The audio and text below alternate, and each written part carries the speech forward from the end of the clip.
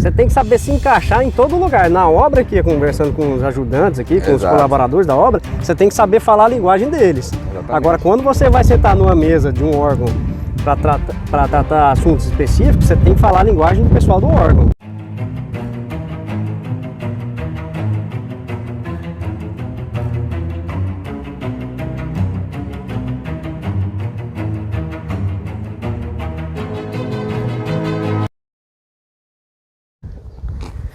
Olá pessoal, tudo bem?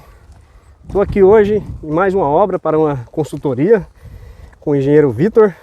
Olá pessoal. O Vitor é um engenheiro residente da obra, ele que faz aqui todo o planejamento, a parte de controle e execução. Ele bate o escanteio, chuta pro gol, né, Vitor? Faz tudo ao mesmo tempo, né? É um ranço da nossa profissão hoje, né? De fazer tudo, tá sobrecarregado. E o legal que eu estava conversando hoje bastante com o Vitor, que a gente, até falei, Vitor, vamos gravar um vídeo pra gente colocar isso aí, que eu quero colocar isso no meu canal. O Vitor, ele tem a formação, ele tem duas formações, ele é administrador e também é engenheiro civil. Aí eu expliquei pro Vitor que eu vejo que as pessoas têm muita dificuldade, eles formam, por exemplo, um advogado, um contador, um engenheiro também, que é a nossa profissão, né? Forma sem nenhuma experiência e vivência de vida, para que ele consiga sentar numa mesa para negociar, para que ele consiga até se comunicar com o pessoal de uma obra, conversar também, saber se comunicar com os órgãos competentes, como o prefeito da cidade, como o superintendente, geralmente o secretário de obra também a gente costuma falar muito. E o Vitor, ele tem uma baita de uma experiência, que como ele formou um pouco mais velho, né, Vitor? Com 30 anos de idade. 30 anos de idade. Por quê? Porque ele fez primeiro administração, ele já se formou um profissional assim completo, e com a bagagem muito boa para conseguir assumir uma obra desse porte aqui sozinho, né, Vitor? Porque é uma responsabilidade muito grande, né?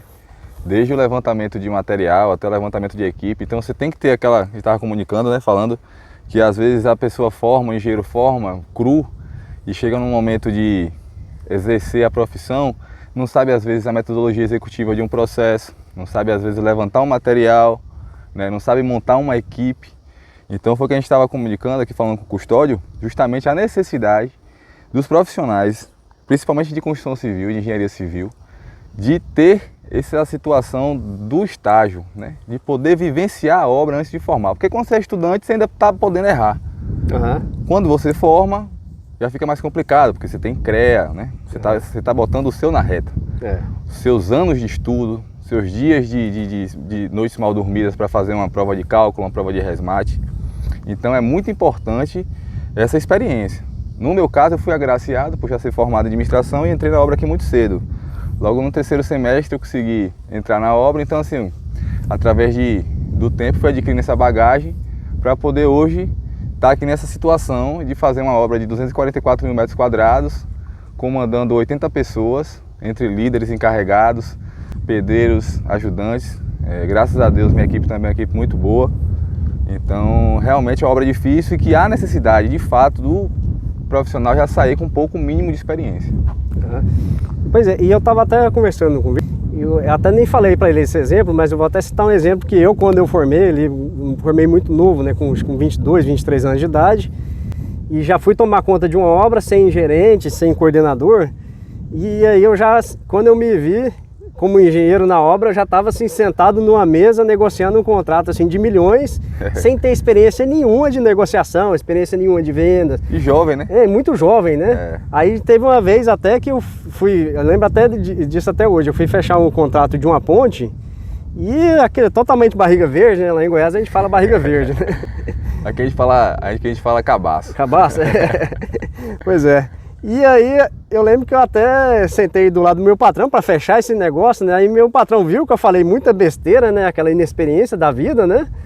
Ele até me cutucou assim e falou pro pessoal, né? Os fornecedores, né? Os clientes, falou assim, não, ele não entendeu ainda, tá? Vou explicar para vocês como é que tem que ser. Por isso que eu penso que é muito importante que os profissionais hoje que estão aí em formação, estão na faculdade, eles procurem cada vez mais aprender técnicas de vendas, técnicas de comunicação, técnicas de negociação, porque aquele profissional vai formar e ele vai precisar ir para a linha de frente e vai ter que lidar com os clientes e os fornecedores que já são tudo assim, macaco velho, entendeu? Os caras já. Se você chega em um fornecedor e ele vê que você é um inexperiente, ele vai querer botar o preço mais alto, botar o preço mais alto, tentar né? ganhar em cima de você, às vezes passar um material com uma qualidade inferior, né? E como você falou e muito bem citado, a comunicação é muito importante, né? Nossa profissão é uma profissão que você lida desde uma pessoa analfabeta até grandes autarquias, como prefeitos, deputados, médicos, governadores, advogados, clientes. Outro ponto importante é a questão da venda. Hoje ainda aquela situação de que achar que venda é vender alguma coisa física, mas não.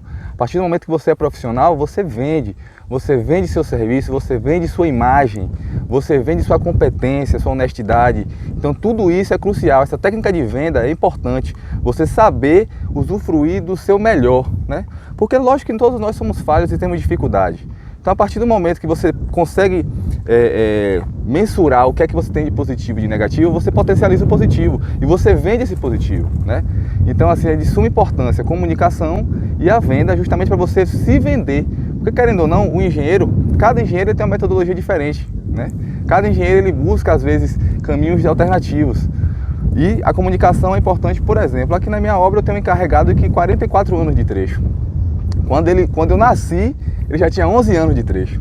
Então como é que eu, jovem, vou ter uma bagagem que ele tem? Não tenho. Então a gente tem que saber comunicar, que acontece muito vários engenheiros querer chocar, né? Engenheiro encarregado.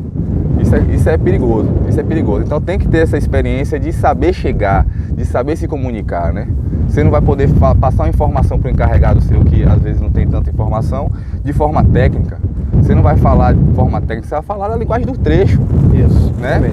O trecho, ele tem algumas linguagens específicas, né, Gustavo? Sim, algumas coisas que tecnicamente você fala de um jeito, mas no trecho você fala de outro, né? Você tem que saber se encaixar em todo lugar. Na obra aqui, conversando com os ajudantes aqui, com os colaboradores da obra, você tem que saber falar a linguagem deles. Exatamente. Agora, quando você vai sentar numa mesa de um órgão para tratar assuntos específicos, você tem que falar a linguagem do pessoal do órgão. Quando você vai lidar, por exemplo, com os nossos governantes, a gente também tem que saber falar a linguagem dele. Isso é muito importante.